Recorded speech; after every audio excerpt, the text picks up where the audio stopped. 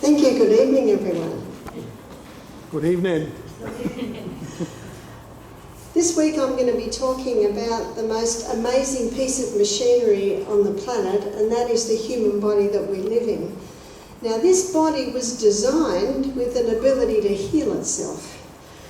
And we know that it will, because if you cut yourself, it will heal. But if you keep pulling the cut apart, and then you rub some dirt or manure into the cut, it's not going to heal, is it? The human body will heal itself if you give it the right conditions. That cut will heal if you give it the right conditions. So that's a little tiny 2-letter word that we're going to put up one end of our board. The human body will heal itself if you give it the right conditions. Over the other corner of the board, we're going to put a little 3-letter word, which is usually the first thing that comes to our mind when a person like myself might make the statement, the human body was designed to heal itself. So the next question is, well, why are so many people sick? Is that right? If the human body was designed to heal itself, why? Why are so many people sick? In fact, there's an old proverb, Proverbs 26 verse 2, that states that the curse causeless shall not come. In other words, everything has a cause. There is a reason why people are not getting well. Newton's third law of motion states that to every action there is an equal and an opposite reaction. In other words, there is always a reason. And when I was a little girl, there used to be a television show for about 15 minutes of an afternoon by Julius Sumner Miller. Those of my era probably remember this curly-haired professor with a bald head and a white coat, and he had a catchword. His catchword was, "Why are these things so?" Rudyard Kipling, famous poet, he wrote a whole poem on it. I'm going to give you the first stanza. He said, "I have 6 trusty serving men. They taught me all I know. Their names are what, why, when, where, how, and who. Do you have your 6 trusty serving men everywhere you go? Because there is always a reason." So, if the human body can heal itself, and we know that it will, and I'm sure we've all got a scar or two on our body.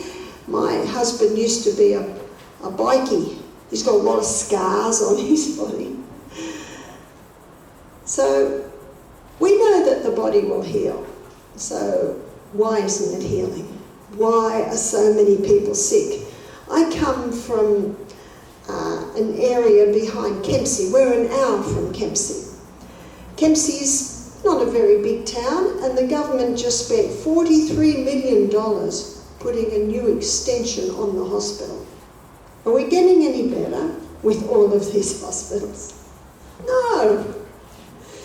The human body will heal itself if you give it the right conditions. Now that little if word gives us some indication as to why people aren't healing. Many people are sick through ignorance. In fact, the most important branches of education, I believe, is knowing something about the body. And many people do not know much about the body. It should be a large part of what children are taught. But sadly, many people don't know. And so that's what I want to do this week. I want to tell you a little bit about your body. I want to talk to you about the way it heals. I want to talk to you about the conditions required for healing.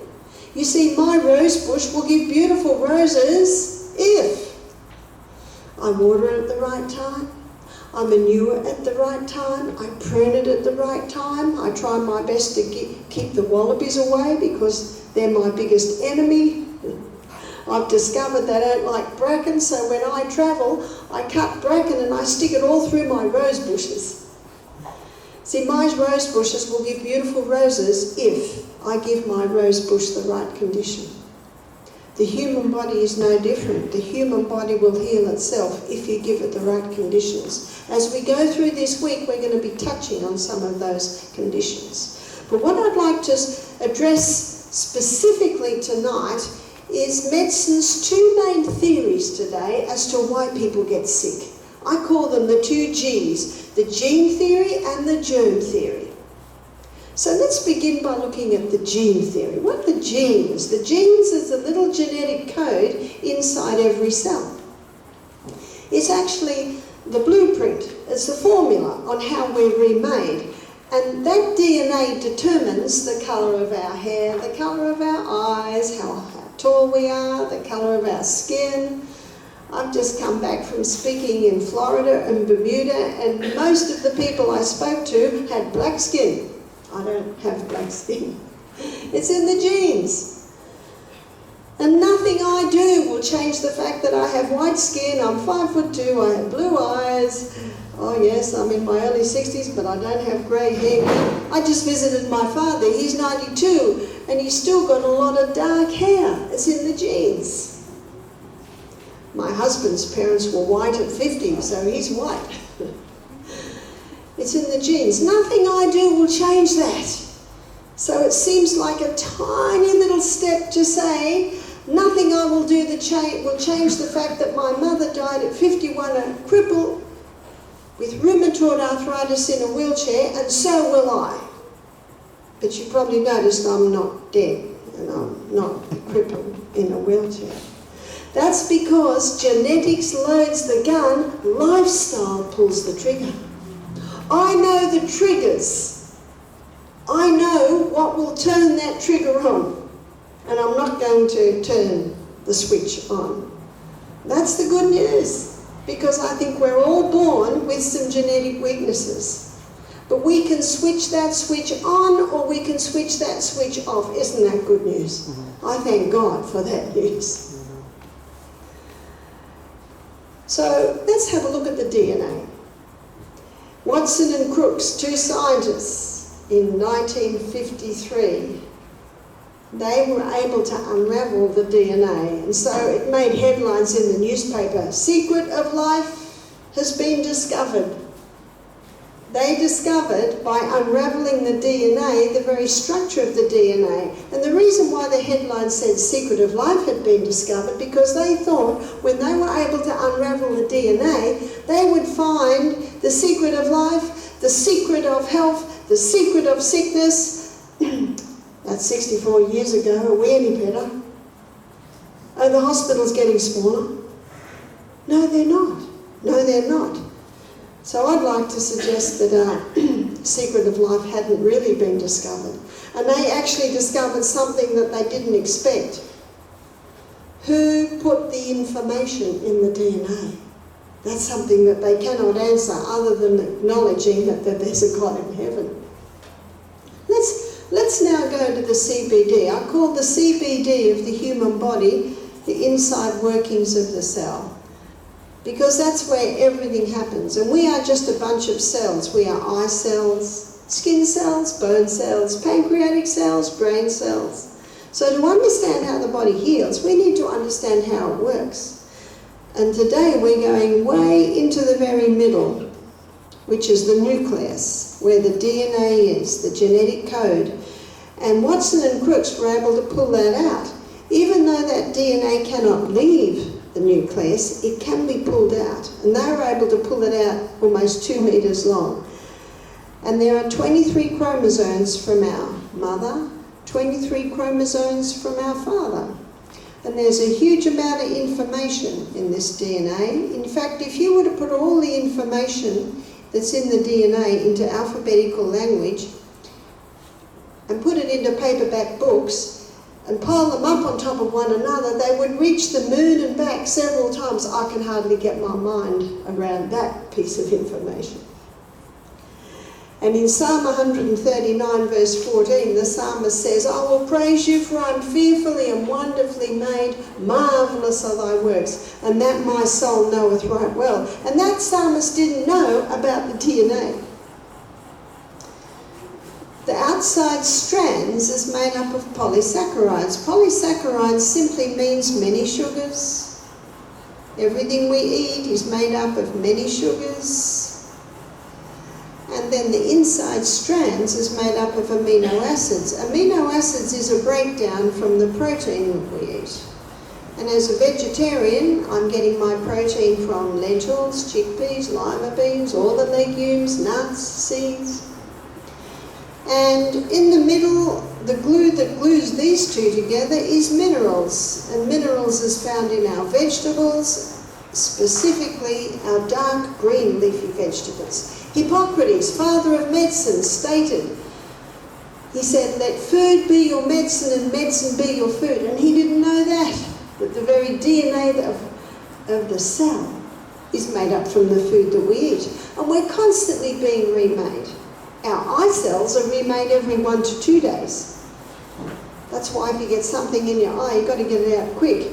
And if you get something in your eye, it's distracting, isn't it? In fact, the body's screaming at you, get it out, get it out, get it out.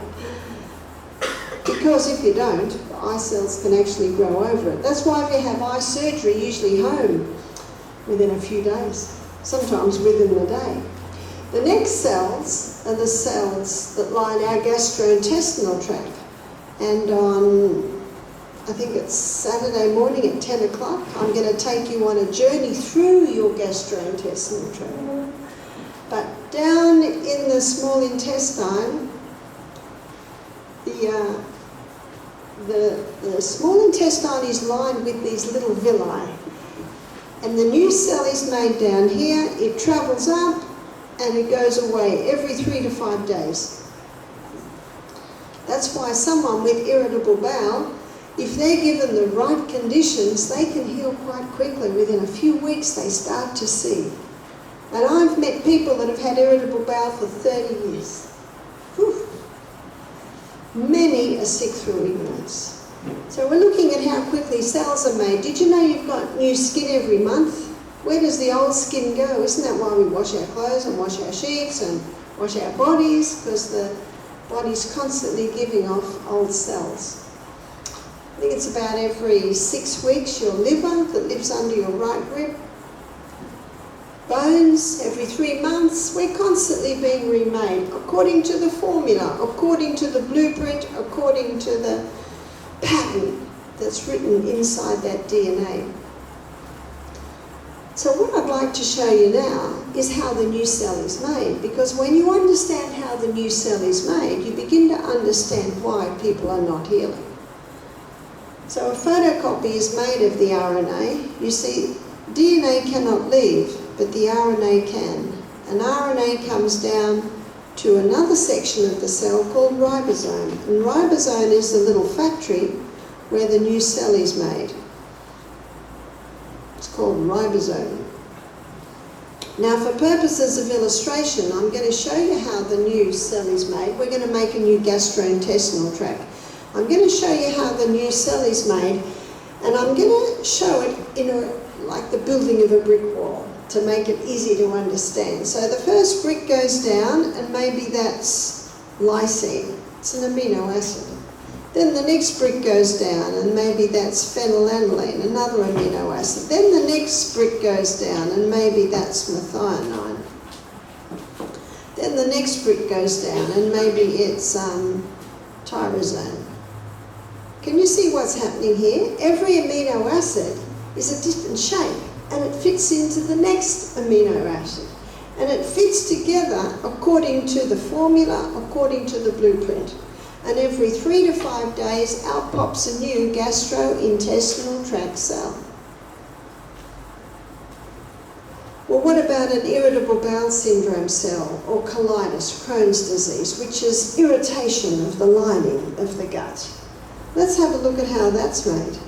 So a photocopy is made, it's called RNA, it comes down to ribosome, the little factory where the new cell is made. The first brick goes down, maybe lysine is present, but we've got a problem. There's a piece of information missing. The body doesn't know what to do now. There's a piece of information missing, and there's a rogue cell, and this rogue cell is always roaming around looking at where he can pop in. What's the rogue cell? It's a breakdown from chemicals, it's a breakdown from heavy metals, it's a breakdown from maybe genetically modified foods. Body doesn't recognize it, it doesn't fit anywhere. So it's always looking for a gap to just poke its way in. And then methionine comes along. Where does it fit? And now we've got another problem. The person's short in minerals. Everyone that drinks coffee or tea regularly, they're short in magnesium, they're short in calcium. That's what those things do. So it actually doesn't quite know where to go, but it's going to try and fit somewhere, and then we've got another problem. There's another piece of information missing. And there's another rogue cell just roaming around looking for somewhere to go. It's not looking too good, is it? And every 3 to 5 days, out pops a new irritable bowel syndrome cell. This explains why the lady I met in New Zealand, 70 years old, and she's had irritable bowel syndrome for 30 years. Now the treatment that she's doing, is it working? If the body can heal itself, especially if the gut heals in 3 to 5 days, is it working? It's not working. And what's the definition of insanity? To do what you've always done and expect different results. I'm not criticising this lady. She was doing what she was told, but it was not working. You see, drugs don't cure disease, they just change the form and location of the disease. They just mask the problem. Do you know what the good news is? She came to my meeting on the gut. She learnt a few things, so I'm going to quickly tell you now. One thing she learned was she's got to stop what irritates the gut. What irritates the gut? 3 main things irritate the gut if it is inflamed. One is dairy. Now, cow's milk is excellent milk for baby calves. Got that? And if you give a baby calf the milk that's in the supermarket, a newborn calf, it'll die. Bit scary. Hybridized wheat. The wheat of today has been hybridized. It's not the wheat that God made. And it can be particularly irritating to a compromised gut. And refined sugar. Nothing wrong with the sugar cane. It's the refined. So I told her to stop these foods because they can be very irritating. Number 2, she took a herb called slippery elm. Slippery elm is the powdered bark of the slippery elm tree. And it coats and soothes the lining of the gut. And number 3, she took a probiotic. Probiotic means for life. Probiotic has got Lactobacillus acidophilus and bifidus bacteria in it. She heard the lecture Tuesday night. She came up to me Thursday night. I said 48 hours later.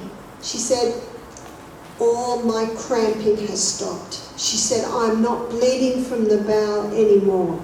I've gone from 6 bowel movements a day down to 3. She was so excited. 30 years, she said this. She said, what I've heard tonight, no one's ever told me. Do you know one of the problems is doctors do not study nutrition. Some doctors know nutrition, but they've had to do their own research. They've had to do their own study. Now, there are some very good doctors, as there are some very good plumbers and some very good painters. Is that right? You've got to do your research. But what I believe is that we should be our own doctor.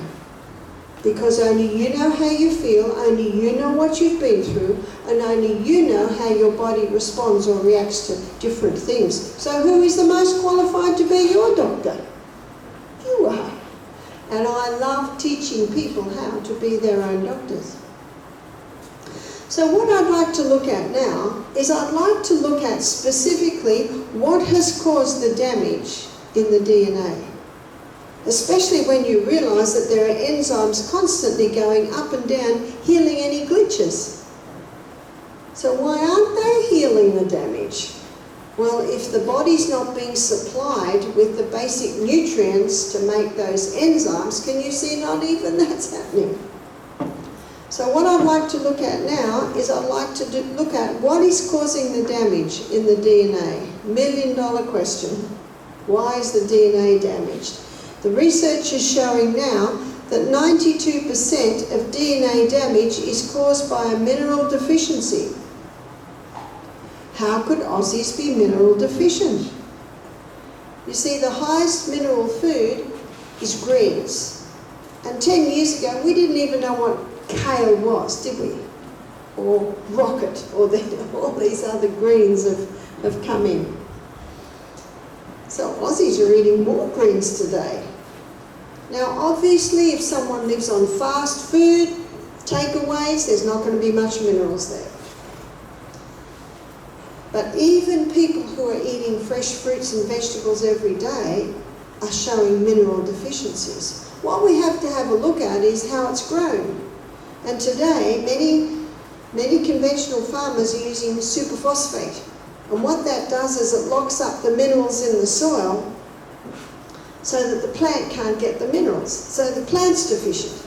If the soil's deficient, the plant's deficient, and the person that eats that plant will be deficient. Can you see that? But something else is happening. Not only are the soils deficient, there's a book called The Calcium Lie by Dr. Robert Thompson, and in that book he lists the mineral content of the soil today compared to 50 years ago, and it's quite alarming. Not only that, there are some stimulants that people are taking that are leaching the minerals out of the body. So number one, causing DNA damage, mineral deficiency. Number two, there are some stimulants that are leaking out or leaching out those minerals. And one of them is caffeine. Call it Australia's darling. What's a darling? Something they love. I've just been in America on a speaking tour. They love it there too. I was coming up an escalator at an airport and I could hardly get off the escalator because there's this huge lineup of people. It was 7 o'clock in the morning. Where were they lining up to? Starbucks Cafe. And they don't come away with 250ml glasses or containers. Some of them look like they were 750ml mugs of coffee. People say to me, do you drink coffee, Barbara? I say, no. I just watch the people suffer. Day one, Misty Mountain Health Retreat, holding their head. More people suffer from caffeine withdrawals than any other withdrawal. In fact, I think because of the suffering, that's one of the instigators as people not going back on it. People don't realise. If someone wanted to conquer Sydney, all they'd have to do is stop the coffee. The city'd be on its knees. Now there is an easy way to come off coffee without suffering. Say a person's having 2 cups of coffee a day. Well, they have, when they make their coffee, half a teaspoon of coffee and half a teaspoon of something like Echo, Caro. And then every day they have a little more Echo and a little less coffee. And within a week they can usually be off their coffee without any suffering. But it leaches magnesium and it leaches calcium. Sugar is another stimulant. And sugar, in fact one writer said, it leaves the body better dressed than when it went in. What does it leave your body dressed is? Minerals. It is so toxic, it is such a acid. It has such an acid poisoning effect on the body that the body quickly covers it with minerals to try and calm it down till finally it's out of your body. Nothing wrong with a sugar cane. It's full of minerals. Have you ever tried to eat sugar cane? It takes you about half an hour to eat 2 inches. Do you know there's 7 teaspoons, I think 7 or 8 teaspoons in a can of Coke? That means you'd need to eat about 7 metres of sugar cane. Basically an impossibility. Another stimulant that's leaching minerals is alcohol. Now with caffeine, it not only is leaching minerals, it's also interfering with the DNA, causing DNA damage. You see, it causes a disruption in the neurotransmitters in the brain, so that a person drinking coffee can give birth to a baby that's got a disruption in their neurotransmitters in the brain, and that baby can be prone to attention deficit syndrome, hyperactivity, autism, all because of the parents coffee habits before they even conceived. In fact, a few writers are claiming that parents are the genetic engineers of their children because the lifestyle habits we have before we conceive is affecting the DNA. Sugar not only leaches minerals out of the body, sugar also causes a defective DNA regarding the pancreas. If sugar gets the blood sugar level up too high, then the body responds and it goes too low, and then the person has more sugar and it goes up high, and the pancreas just gets worn out. We're getting children today, children who are 3, 5, 7, 9 with diabetes. Never heard of such a thing 10 years ago, 20 years ago, 50 years ago. 50 years ago, we didn't even know what diabetes was. Today, it is estimated that about 500 new diabetics are being diagnosed every day in Australia. Would you call that an epidemic? I would not call it a pandemic. In fact, there's hardly a family that doesn't have a diabetic in it, and it's a lifestyle disease. In fact, before sugar, there was no diabetes. There are other factors that can actually influence it, but it is one of the main ones because it just wears the pancreas out. It's like constant crises to the pancreas when a person's on sugar. Alcohol not only leaches minerals, but alcohol affects the DNA.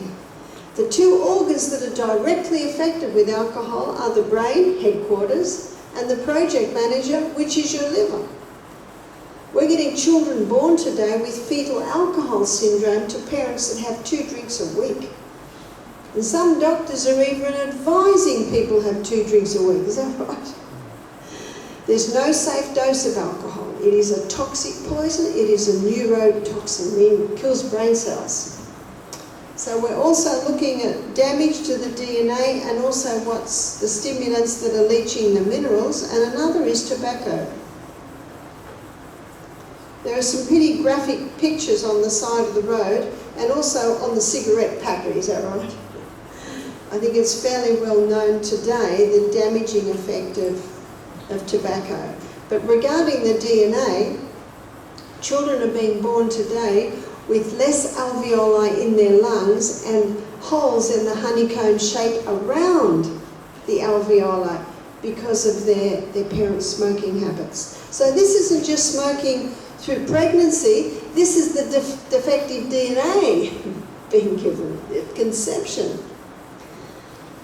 So what's causing damage in the DNA also is genetically modified foods. Genetically modified foods cause cancer. What's cancer? Cancer is a defective DNA.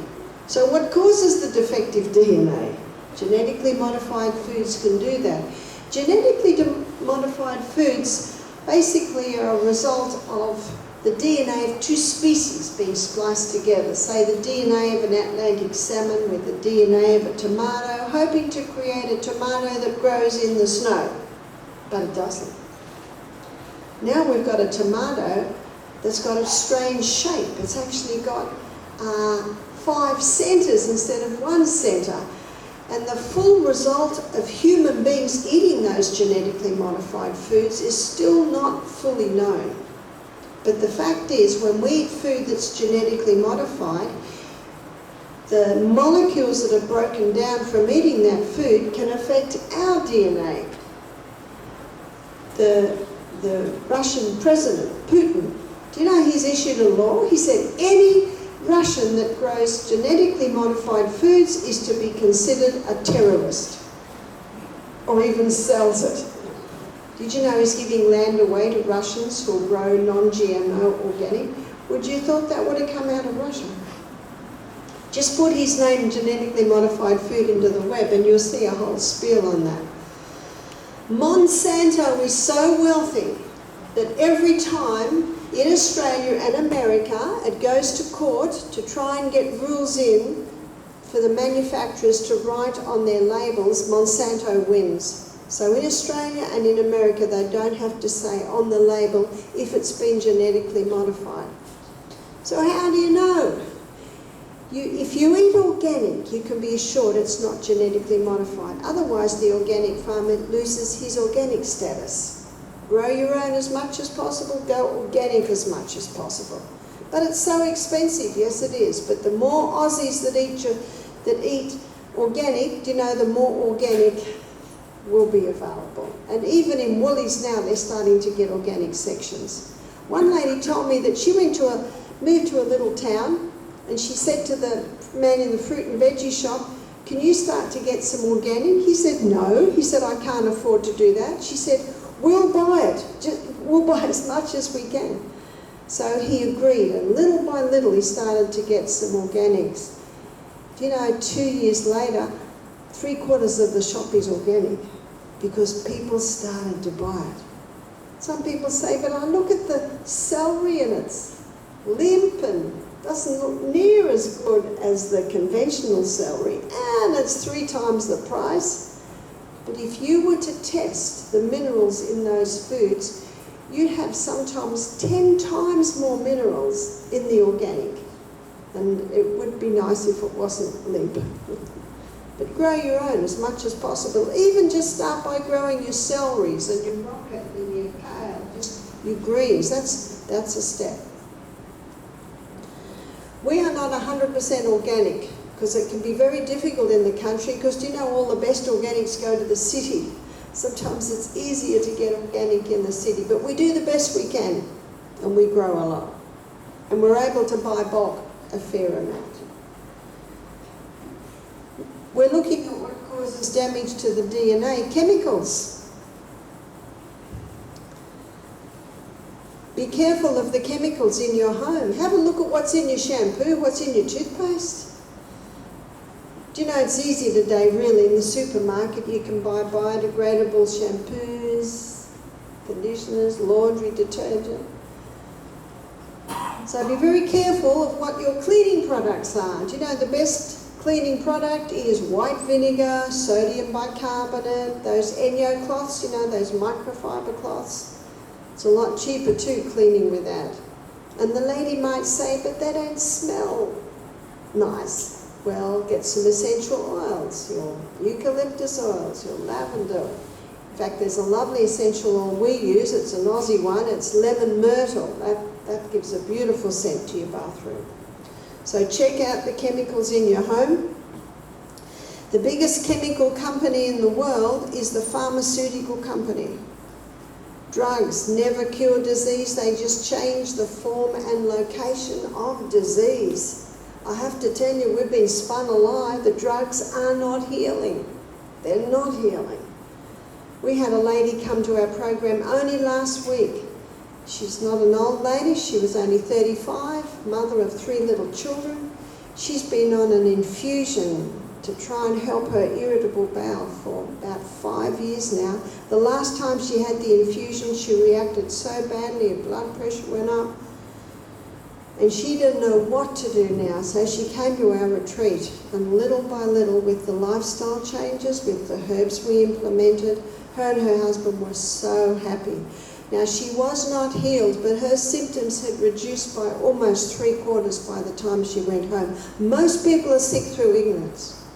And when I was a little girl and I got sick, Mum took me to the doctor and he gave me some cherry-flavoured medicine to take. That's how we're trained as children, is that right? If you're sick, you go to the doctor. And it's a pity that doctors today are trained by the pharmaceutical companies. Doctors know a lot. They know a lot about the human body, but it's not a health industry, it's a sickness industry. Isn't that what they're making their money on? Sickness. If it was a health industry, people would be taught how to look after their bodies, is that right? So they didn't need to get to bed. I acknowledge a drug can save a life in a crisis, but we're not talking about crises here. We're actually talking about how to prevent to get to the crisis.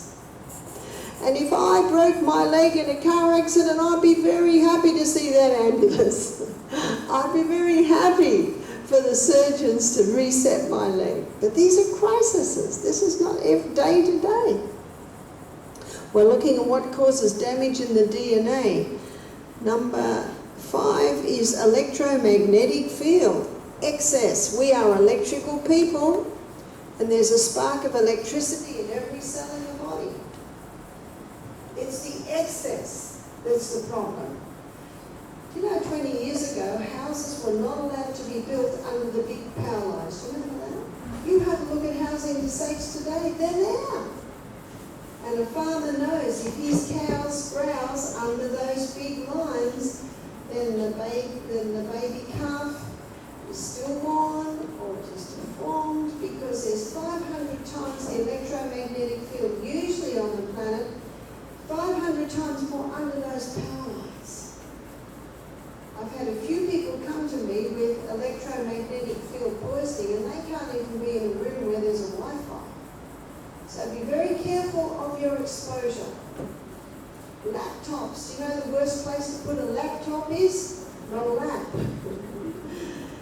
I was reading in one book, there's been 8,000 studies done on this, and yet we hardly ever hear about it. And one study was done on, in fact, several studies proved this, that young girls with the laptop on their lap at 8, 9, 10, 11, 12, 13 years of age, then let's go forward to they're in their 30s, 47% miscarriage in those girls that have the laptop on their laps while their eggs are developing.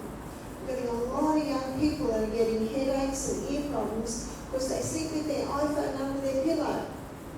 Also, breast cancer rates are rising in young women that are putting their iPhones in their bras.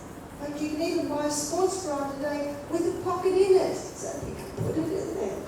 So be very careful. No, not in the hip pocket. No, not in the front pocket. Has to be in a bag. Yes, men can have man bags too. So you've got to keep it away from you as much as possible. Also, if you're going to be on the phone all day, you need to have the little earpieces in. Or if you've got a hands-free phone, not a problem if it's just now and then. But if you're on the phone for hours on a hands-free, then a problem arises. Good news is, you don't have to be far away and you get a drastically drop in exposure, 20 inches. So if you've got to have your phone on for your alarm, make sure it's 20 inches away from you. And ideally, the room that you're sleeping in, you have free of technology. Now, I did just mention an iPhone as an alarm, but have it away from you. Ideally, charge your phones and your iPads in the next room. If there's a television in your bedroom, have it off at the PowerPoint mode. In fact, ideally, your Wi-Fi is off overnight. So be very mindful of your exposure to technology. The Australian Health Department have issued a warning. Children under the age of 2 should not have exposure. Did you hear that warning? Now that's quite something, because how many parents, to keep the little ones quiet, what do they give them? They give them the phones. In fact, you can even get iPads specifically for little tiny children today, can't you? Those electromagnetic fields can interfere with the DNA, so be very cautious of that. Number 6 is mold. Mold is a toxic poison. In fact, if you read in the Bible, it says that if there's mold in the house has to be destroyed. That's quite something, isn't it? If you go to Netflix, or you can even Google this, there's a documentary called Mouldy. It's only a half an hour. So put Mouldy in and have a look at it. And this is a really scary documentary. They follow the story of about 5 or 6 different people who were so debilitated they were almost bedridden, and they traced the problem to mold in the house. So there should not be any trace of mold in the house. What I'd like to look at now is I'd like to show you why that is dangerous, and I'd like to show you what it is. And when we look at mold and when we look at what it is, we'll also be addressing the germ theory, which is the theory that germs cause disease. Mold is a microorganism. It's one of many microorganisms. Micro means microscopic. Organism means it's a living thing. They're everywhere, microorganisms. There's trillions of them. They're in the air we breathe, they're on every surface area, they're on our skin, they're in our ears, they're in our eyes, they're up our nose. There are 10 times more microorganisms in the human body than cells. And we've got 100 trillion cells in our body. There are 10 times more microorganisms in the gastrointestinal tract than anywhere else in the body. And when the body is running well, these microorganisms are contributing to the proper running of the human body. But if cell damage happens, these microorganisms change roles. They now become the cleanup team. Or one microbiologist said to me, we call them the garbage collectors. That's their role on planet Earth. They're the garbage collectors, or the cleanup team. And you'll find them wherever you find a lot of damage and a lot of waste. And their name is bacteria. That's what bacteria is, that's what it does. It's there to clean up the mess. In fact, it's just an opportunist organism. Very famous nurse, Florence Nightingale. Have you heard of Florence Nightingale? Do you ever wonder why they never made a documentary or a movie on her? I'll tell you why. Because her theory is not a very popular theory. Now, the reason why she was so famous is she was asked to go to Scutari. Scutari is the port where the wounded from the Crimean War were taken. So here's Scutari, there's Crimea, and there's the Black Sea in the middle. And what would happen, see, the French and the British were fighting the Russians. The wounded were put in boats, they went down the Black Sea to a port called Scutari, and that's where the hospital was. A journalist from England went across to report, and he was shocked when he went into that hospital. 50% of the young men that went into that hospital died there. They had a better chance on the battlefront than they had in that hospital. So he went back to London, and he did a whole story on it. In fact, the headline said, did we raise our young men to just rot in this hospital? Well, the British government were alarmed because the British people rose up. These are their boys. So the British government sent Florence and about 35 nurses to the hospital to see what they could do. Well, Florence was appalled. There was raw sewage in the corridors. Florence met a man who was still in his battle clothes 2 weeks after being admitted. The doctors just went from operation to operation without washing their hands. They thought, well, they're bloody already. Can you see that?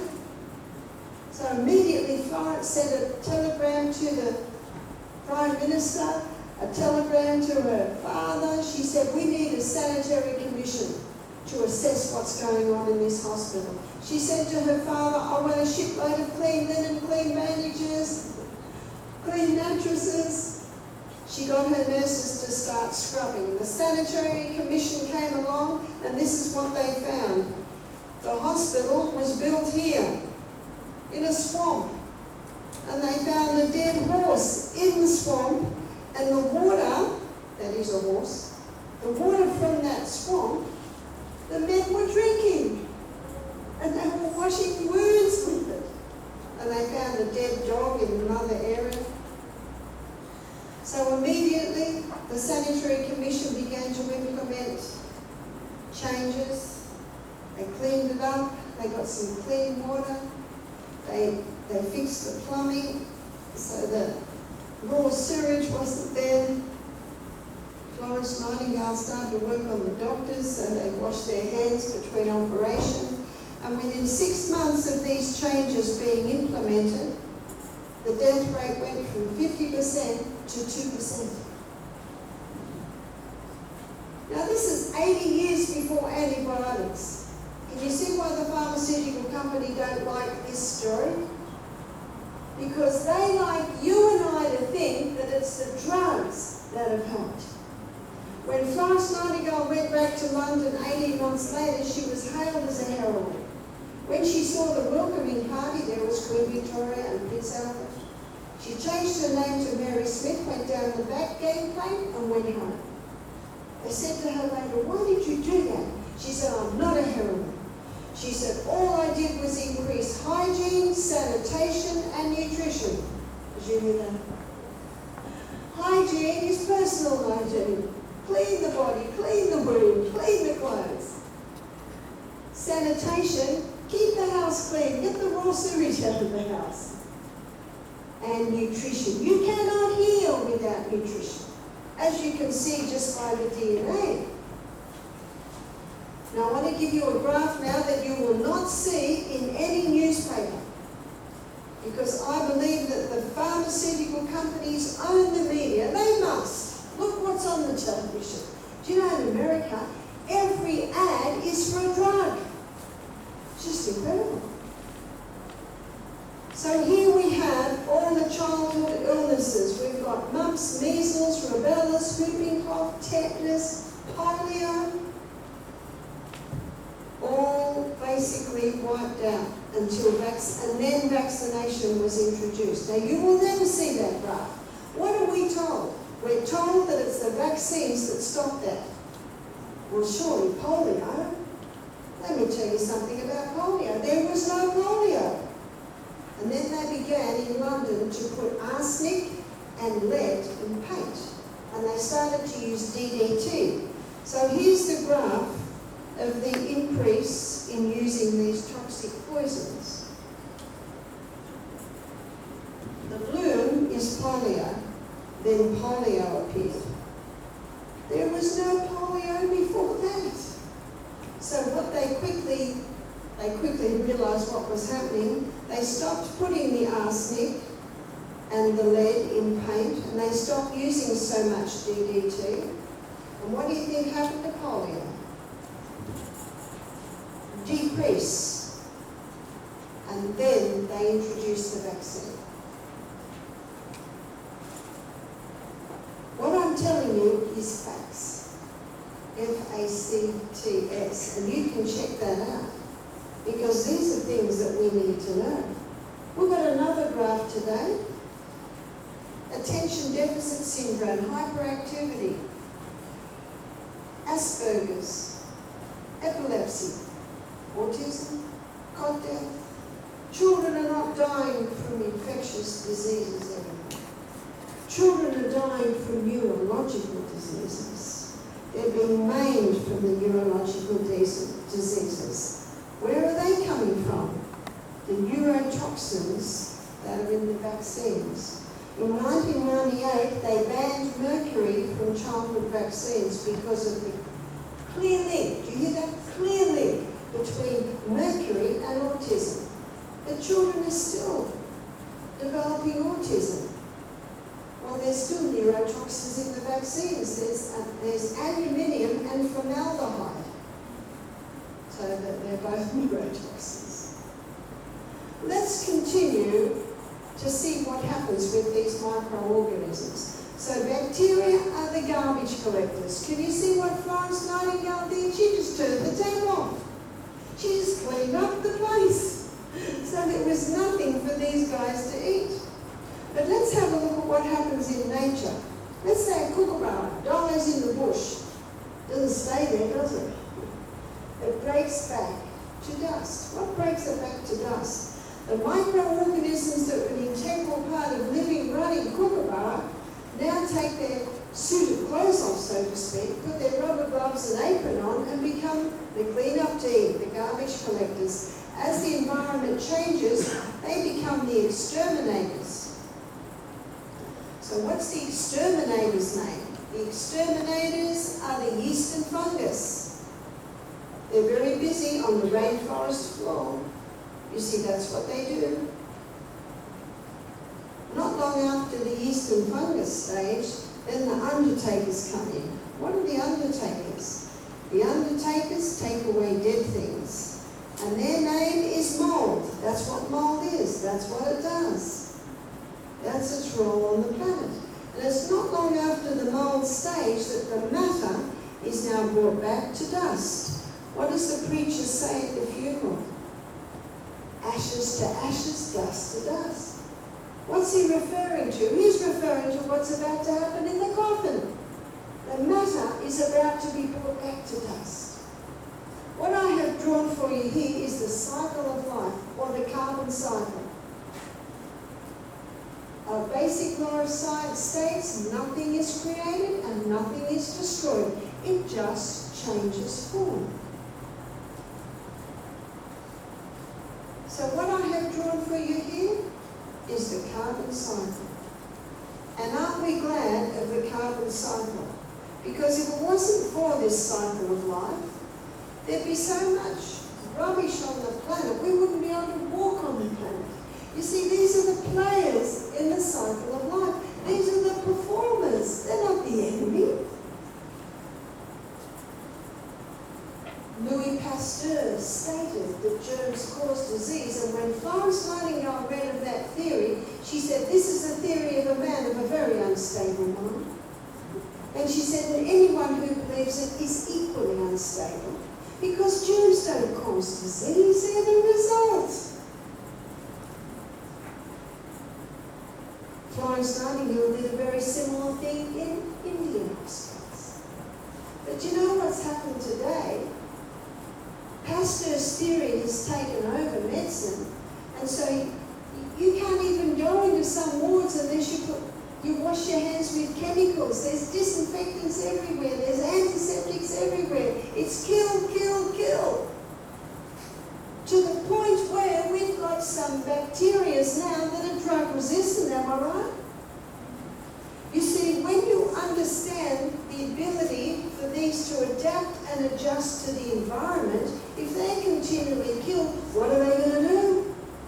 Adapt and adjust. Isn't that what golden staph is? It's had so much thrown at it that it's just adjusted and adapted, and it almost resists everything. It's like a guest said to me, she had a hysterectomy. She went home and her abdomen got bigger and bigger, it was swelling, and then she woke up one morning wet, it had burst. There was just pus and blood all through her bed. She rang up the hospital. You know what they said to her? Don't come in. Why did they say that? They knew it was golden staph. They said, stay there, we'll send nurses to dress you there. Because you know where you get golden staph. In this incredibly sterile environment, we've got to get away from the kill mentality, because anything that has the ability to kill a small organism has the potential to kill a large. And what are we? We're the large. You see, these microbes are an important part of life on planet Earth, and they're an important part of life in the human body. Now, there was a contemporary at the time of Louis Pasteur, and his name was Antoine Bourchon. 6 times Professor Antoine Bourchon. And Antoine Bourchon, he knew the role of microbes in the running of the human body. And he was often under his microscope. And most people have not heard of Antoine Bourchon because no one really liked his theory. He said germs don't cause disease, they're the result. And he did an experiment one day. He took a dead cat and he put the dead cat in an airtight container. Airtight container means what? There's no microbes around, because it's airtight. He went back 4 months later, opened the container, dust. What brought cat back to dust? Because remember the kookaburra in the bush, something helps the kookaburra in the bush. The dingoes have a nibble, the crows have a nibble, the worms come up and take a bit, the dung beetles come up, the blowfly lays its naggers, is that right? All of these things are helping to clean up this dead kookaburra. But in an airtight container, none of that's happening. But when he opened it, the matter was brought back to dust. With great excitement, he put the dust under the microscope. It was alive with microbes. You see, a basic law of science states nothing's created and nothing's destroyed. It just changes form. So these microbes have brought matter back to dust, as the preacher says in the funeral. ashes to ashes, dust to dust, and then it's waiting for its next job. And isn't that why we put compost in our gardens? In fact, I love red pawpaw, and every time I'd get the seeds, I'd go and I'd dig it into my garden, and I'd dig it into my garden. And yes, eventually I've got some nice red pawpaws coming up. I dig it into my garden because the microbes that were in the pawpaw causing it to develop are the same microbes that cause it to ripen, and they're the same microbes that cause it to rot. They just change form depending on the environment, so do we. I'm not dressed now the way I'm dressed on my morning walk. I'm not dressed now the way I'm dressed when I'm sleeping. I'm not dressed now the way I'm dressed when I'm digging in my garden. We change roles according to the environment, yeah? I'm not dressed now the way I was dressed 3 weeks ago when they had 18 inches of snow in Wisconsin. We change roles, so do the microbes. Understanding how these microbes change roles helps us to understand their true role in disease. And that's when we understand they don't cause disease, they're the result. Now what happens when we put our compost into the garden? When we put our compost into the garden, we're putting microbes into the garden. So here is my plant in my garden. They're the roots. When I put compost in my garden, I'm putting microbes in.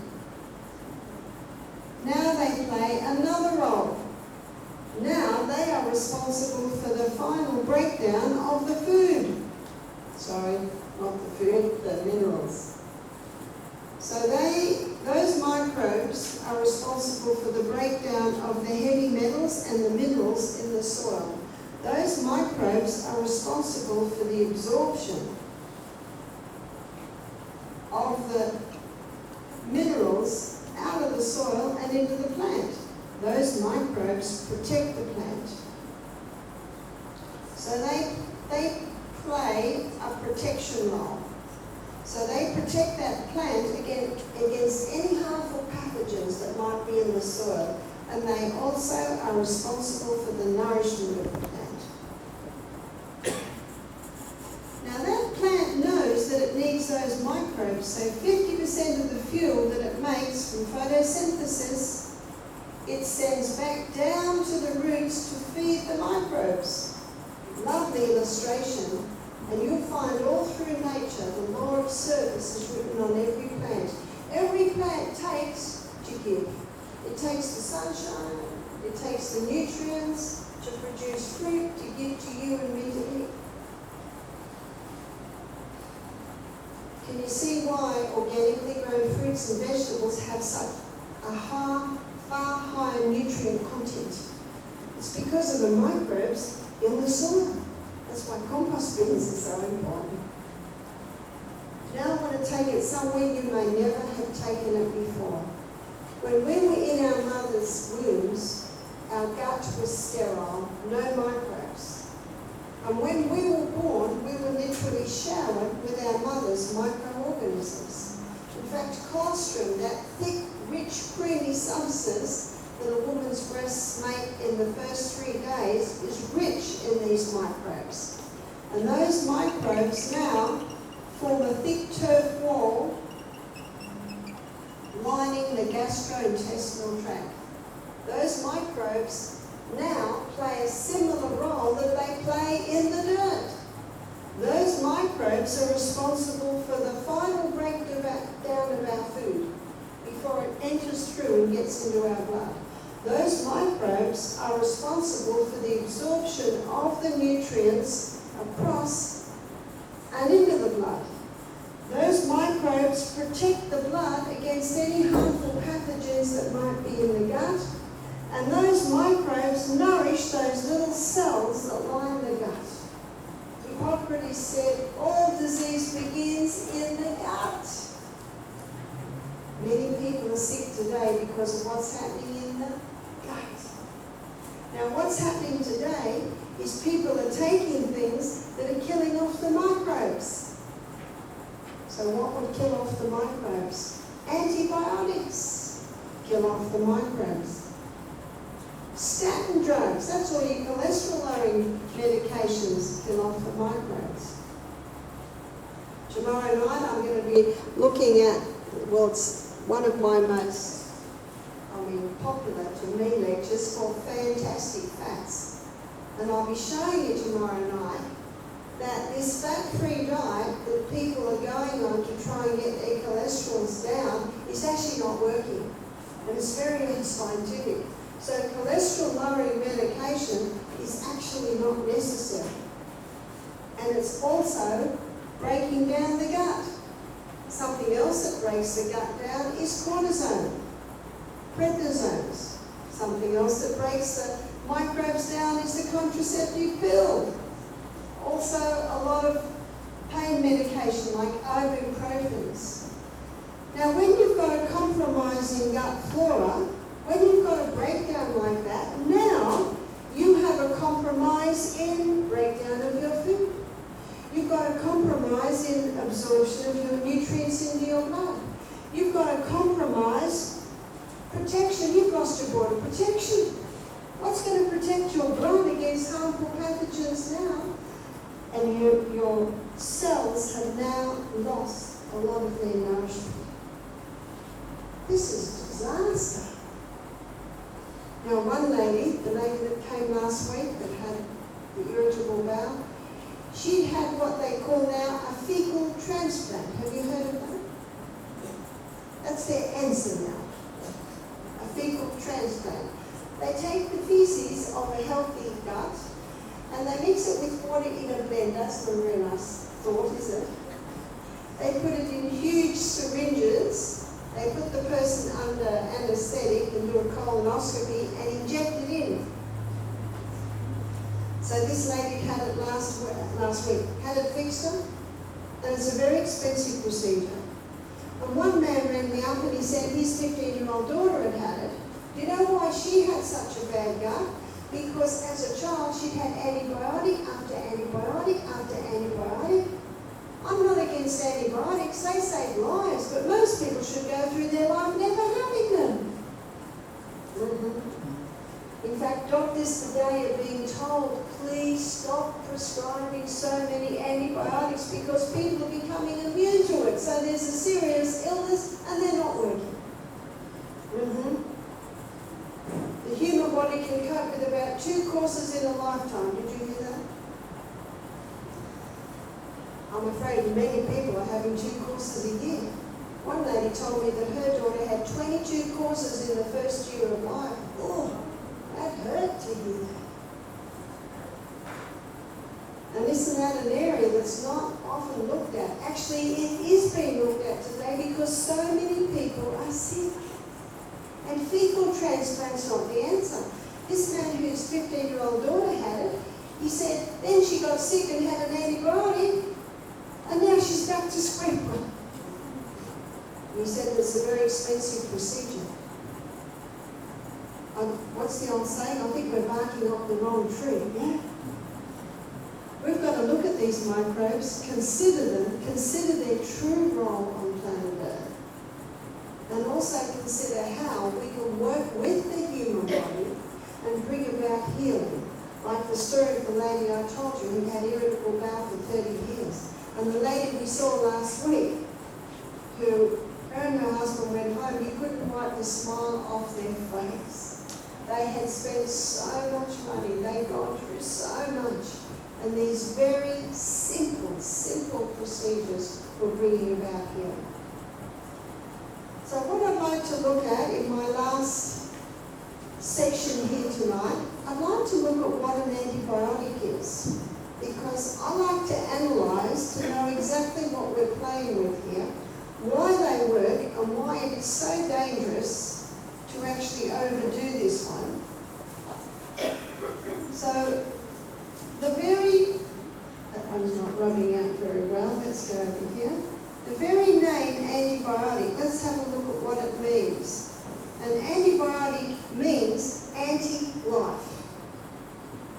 And we're living organisms. How many people do you know when they take an antibiotic they get thrush? And I know some people have said to me, I take an antibiotic for 2 weeks till I get another one and another one and another one. But what's not being looked at is why these bacteria are out of control in the body. So let's have a look at how the antibiotic was discovered. Alexander Fleming in 1929 is growing bacteria in flasks in his laboratory. He came in one morning and they were all dead. And he knew Newton's third law of motion: to every action there's an equal and an opposite reaction. Why is my bacteria dead? He began to investigate. You know, we all should be private investigators, is that right? Looking at why these things are so. There was an open window near his flasks, and the sun was coming in, and there was a dust on the sun's rays. So he searched up further, and he found on the next story there was an open window, and in the open window there was a plate of fruit. And in the plate of fruit there was a mouldy orange. Do you remember the story from school days? That mouldy orange gives off a dust, and in that dust is a highly toxic gas designed to kill off anything that would compete with the mole's food source. It's as if the mole says, this is my orange and no one else is going to get it. What would try and get the orange? Other yeast, fungus, bacteria. So that dust came and landed on Alexander Fleming's bacteria and killed it. So Alexander Fleming called the mold penicillium. He called the mold waste penicillic acid, and that penicillic acid is the penicillin that we know today. And it has saved the lives of probably millions. Granted, but the problem today is the overuse of the antibiotic and the inability of the physician to discover why is the bacteria out of control in the body. Is it because it's been well fed with too much sugar, too much fast food? Is it because the person's still smoking? No wonder they're going to be coughing up yellow lumps. My grandson, only 2 weeks ago, my son emailed me a picture. He had a boil on his arm. He'd already had a course of antibiotics for a well-meaning friend who was minding him to put him on, and it hadn't made any difference. And what's the definition of insanity? Do what you've always done and expect different results. So they wanted to put him on another course of antibiotics. I said to William, put his arm in hot and colds. So this is 3 minutes hot water, 30 seconds ice cold. Remember our grandmothers did it? Hots and colds, 3 times. That brings the blood to the area. Then I said, mix some charcoal up. You heard of charcoal? With a bit of slippery elm. And he made a big poultice and put it on. And in the morning when they took it off, as soon as the bandage came off, the volcano just about erupted. And this little arm, it almost looked like a mandarin size on it. Little by little, as all the waste came out, the arm went back to normal. How simple was that? I wonder what would have happened if he just kept staying on the antibiotics. Can you see that? You've got to look at why.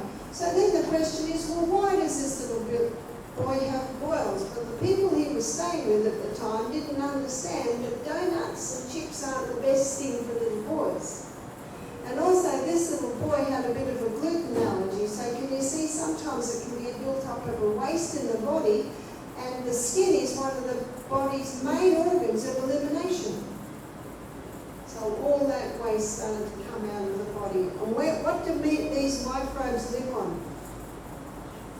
Waste. That's why it's so important that our organs of elimination be running well. One is your skin. Another one is your lungs. Make sure you're breathing in the freshest of air. Another one is your kidneys. Very hard for your kidneys to filter thick blood, so that's why we need to be drinking adequate water every day. Also, it's very important for us to be sleeping at night. Well, of course we sleep at night. Well, not a lot of people sleep as much as they should because of the electric light. And once a person starts looking at things on the iPad or the television, the hours that we should be sleeping are between the hours of 9 p.m. and 2 a.m. Now, they're the hours where the body is releasing, the brain specifically, is releasing hormones responsible for rest and rejuvenation. Now, I'm not going to quite get to bed by 9 o'clock tonight, I don't think most of us are. Do you know, it doesn't matter the odd day that you might not quite do it. So what's important is what you do every day.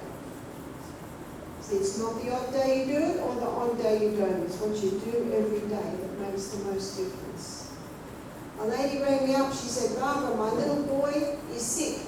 He's 10 months old. The doctor said he's got an ear infection. He's got green coming out of his nose. He's 10 months old. My last child, every time he was sick, I took him to the doctor. Every time he was sick, he got antibiotics. She said, he's always sick. I don't want to do that anymore. I heard you raised 8 children without antibiotics. I said, that's right, they're all still alive. She said, what will I do? I've got pen and paper. I said, your little boy, he should be just, because he's only 10 months old, he's breastfed. Make sure he just has breast milk. And if he has anything to eat, just a little bit of fruit. Just very lightly until this passes.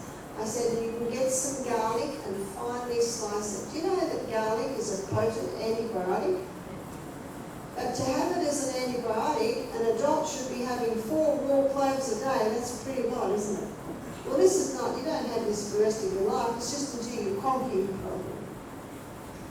And if you go to, if you put Barbara O'Neill into YouTube, poultices, I give a demonstration on different poultices. I'll show you there how to make the charcoal poultice. But there's a flu bomb recipe, and it's like your natural antibiotic. And I think it's ginger and garlic and eucalyptus oil and cayenne pepper and lemon and honey, and yes, you drink it. Put a bit of hot water with it. But that acts like an antibiotic. Have it every 4 hours when you've got a cold. So back to the lady with the little baby, the 10-month-old, I said, you can't quite give that to a baby. But you can finely slice garlic, wrap it in a cloth, and bind it to the bottom of the baby's foot. Don't put the raw garlic straight on the baby's foot or you'll get a blister. But a thin layer of cloth is enough. And bind it on the feet and put a little sock or bootie on. She said, yes. What else? I said, that's enough. She said, that's all. I said, yeah, that'll do it. I said, if his ear gets really sore and he's really pulling at it, you can steam an onion on the stove, cut it in half and bind that to the ear. That'll make a big difference. But you might find that the garlic's enough. She said, can I do anything? I said, well, make sure you're eating very well. Make sure the baby gets fresh air. She said, I haven't been taking him outside. I said, he needs fresh air. Make sure he's got a bonnet on and nice warm clothes, but the fresh air is important.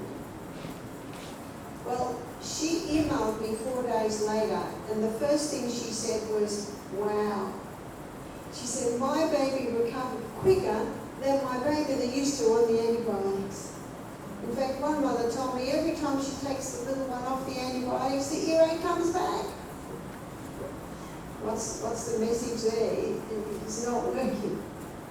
It's not working. You see, it's the body that heals. And the body will heal if you give it the right conditions. Many people don't realise what those conditions are. And that's why it's so important for people to have education, to understand how the body heals and why it heals. What some mothers will do is I'll go to the doctor, they'll get the script, they'll go home and use the natural remedies. But you know, that young mother was me. But you know, I never got the script done because the natural remedies always work. I didn't know much when I was 23, but little by little by little I learned. I began to investigate because I did not want to give my children drugs. Some people, they forget the 4-letter one. You know what the 4-letter one is? Time. You've got to give the body time to heal. And it's not going to heal overnight. It's going to be little by little by little. But But you know, when your body starts to get a little bit of relief, that's a sign that your body can heal. So when should antibiotics be used? Really, just for life-saving. Just for life-saving. And how many people, when they get, you know, and really most of us should go through life never getting to that point. But the problem is that people are becoming immune to that. Have you noticed, did you notice last winter that 70,000 people were admitted to hospital with the flu? Did you see that on the news? Never in the history of Australia have so many people been vaccinated against the flu. Did everyone hear that? Is it working? No, it's not. Because the body can heal itself.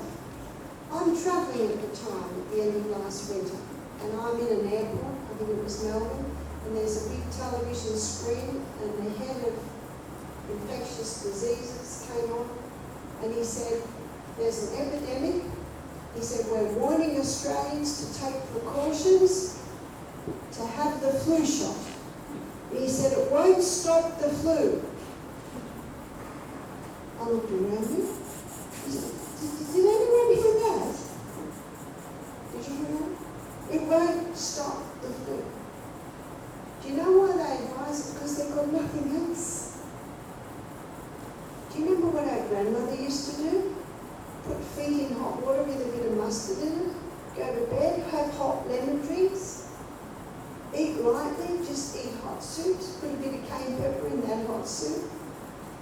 The body can heal itself, and it will heal itself if you give it the right conditions. What are those conditions? Fresh air, sunshine, not taking anything into the body that will harm it. We made a list of the things there, the caffeines, the sugars, chemicals, the molds, they've got to stop going in. The next law is rest, going to bed early, making sure your bedroom has got fresh air coming in, that you've got very little electromagnetic field in that room. Make sure there's no mold, make sure that your pillows and your mattresses get fresh air and sunshine. Exercise. The body needs to move. And on Thursday night, we're going to look at that in detail. There's a form of exercise that's more powerful than any other form of exercise. And all you need is 12 minutes and 24 hours. Are you interested? I am. Body must move, because movement is life. Stagnant bodies breed disease, just like stagnant pills. The next law is proper diet. Tomorrow night we're going to be looking at the fats, and as we go through these lectures we'll be defining the best diet for mankind is high fibre, it's a plant-based diet. Also, good proteins, these are your legumes, nuts, seeds. Healthy fats, also found in the nuts and seeds. So proper diet. Water. We lose water every day and we've got to replace it. And the best way to replace that water is that little bit of whole salt, Celtic salt. Celtic salt has 82 minerals in it. Seawater has 92. That salt on the supermarket shelf has 2 sodium chloride, that's it. This is not a good salt, and it will get that blood pressure up. The last law is trust in divine power. That takes in all emotional, spiritual, mental aspect of disease. One writer claimed that 9/10 of all disease is in the mind. It's as simple as this. If you say you're going to get well, guess what? You will. One writer also said, many might be well if only they thought so. The Bible says, in everything give thanks, for this is the will of God in Christ Jesus concerning you. In other words, that attitude of gratitude, you've heard of that saying? Also, a merry heart doeth good like a medicine. And on Saturday morning at 11 o'clock, I'll be talking about rewiring the brain and show you how the mind plays a powerful role in overcoming disease. Thank you for your attention tonight. I'm impressed that you're all still awake. My my husband is out there. Now, the set of DVDs I have, there are 13 lectures in that DVD, and that covers all the requirements for healing. I also have written a book called Self-Heal by Design, which is the role of microbes in disease. And the lecture you heard tonight is an explanation of that subject. So the book contains what the DVDs don't, and of course the DVDs explore in more detail what the book doesn't. So tomorrow night we're going to be looking at fantastic fats, and then the next night, I think you've got the list there, we're going to be looking at activity, and I look forward to seeing you tomorrow night, so thank you for your attention.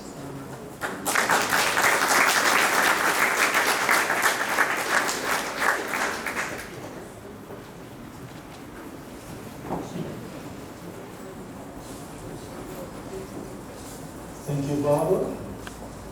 Well, that was just the beginning. We've got many more exciting topics during the week.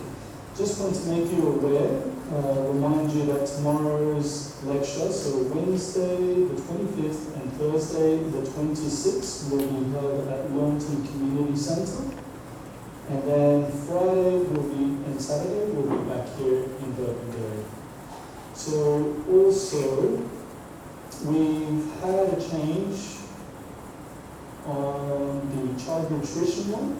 So we'll be doing that at 2 p.m. now, just so then we have enough time to also fit everything else in.